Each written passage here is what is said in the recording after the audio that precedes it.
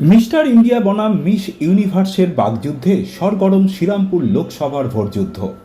কয়েকদিন আগে প্রচারে বেরিয়ে শ্রীরামপুরের সিপিএম প্রার্থী দীপশিতা ধর তৃণমূল প্রার্থী কল্যাণ ব্যানার্জিকে মিস্টার ইন্ডিয়ার সাথে তুলনা করেন। তার দাবি, কল্যাণ ব্যানার্জিকে এলাকাতে দেখা যায় না, তিনি অদৃশ্য, অনেকটা অনিল কাপুরের সিনেমার মতো। তারই পাল্টা জবাবে বুধবার শ্রীরামপুরের তৃণমূল প্রার্থী কল্যাণ ব্যানার্জি প্রচারে বেরিয়ে নাম না করে দীপশিতা ধরকে মিস ইউনিভার্সের সাথে তুলনা করেন। তিনি বলেন, দেশ বিদেশের বিভিন্ন প্রান্তে ঘুরে এখন এসেছেন শ্রীরামপুরে, তাতে লাভ কিছু হবে না, জয়ের সার্টিফিকেট তিনিই পাবেন। পাল্টা দীপশিতা ধরের দাবি, আমি চুরির পয়সায় বিদেশে যাইনি, পড়াশোনার প্রয়োজনে যেতে হয়েছিল। আসলে উনি চান ওনার মতো সকলে চোর ডাকাত তৈরি হোক। আপনারা আমার যিনি এমপি, আমি শ্রীরামপুরের ভোটার, শ্রীরামপুরের বাসিন্দা। 15 বছরে একদিনের জন্য আমি কল্যাণবাবুকে আমার বাড়ির সামনে ঘুরতে দেখিনি, হাত জোর করে ওই ভোট ছাওয়া ছাড়া, ভোটের আগে হাত জোর করে ঘোরা ছাড়া আর কখনো আমার এলাকার কোনো সমস্যা ওনাকে আমরা পাশে পাইনি। আমরা বলছি, এমন এমপি দেখে লাভ কি যাকে চোখে দেখা যায় না? ওই একটা সিনেমা ছিল না মিস্টার ইন্ডিয়া, তাতে হাতে ঘড়ি পড়লে অনিল কাপুর অদৃশ্য হয়ে যেত। আমাদের এমপির অবস্থাও তাই, উনি খালি ঘড়ি পড়েন না, এমনি এমনি অদৃশ্য হয়ে যাচ্ছে। আমি শুনলাম যে কোনো একজন নাকি আমাকে মিস্টার ইন্ডিয়া বলেছে। তো মিস ইউনিভার্স দেশ বিদেশ সমস্ত ঘুরে বেরিয়েছেন মিস ইউনিভার্স। তো মিস ইউনিভার্স ঘুরে বেরিয়ে শ্রীরামপুরে এসে মিস্টার ইন্ডিয়াকে দেখতে পেয়েছেন।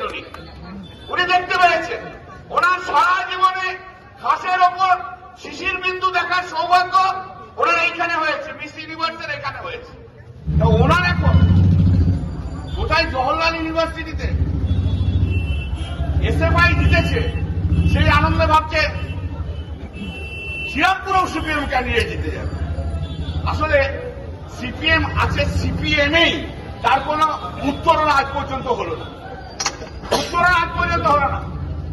জবাব তো দেবই, আমি না, মানুষ আপনার কথার জবাব দেবে, মানুষ জবাব দেবে 20 মে।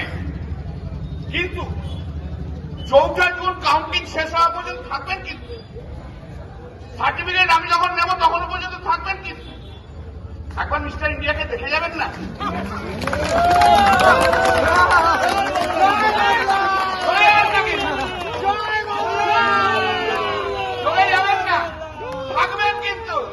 কল্যাণ ব্যানার্জি কটাক্ষ করে আপনাকে মিস ইউনিভার্স বলেছেন। তিনি বলেছেন আপনি সারা দেশ সারা রাজ্য ঘুরে এসে শ্রীরামপুরে এসে অবশেষে প্রার্থী হলেন, এটা আপনার সৌভাগ্য, তার বিরুদ্ধে লড়তে পারছেন, কি বলবেন?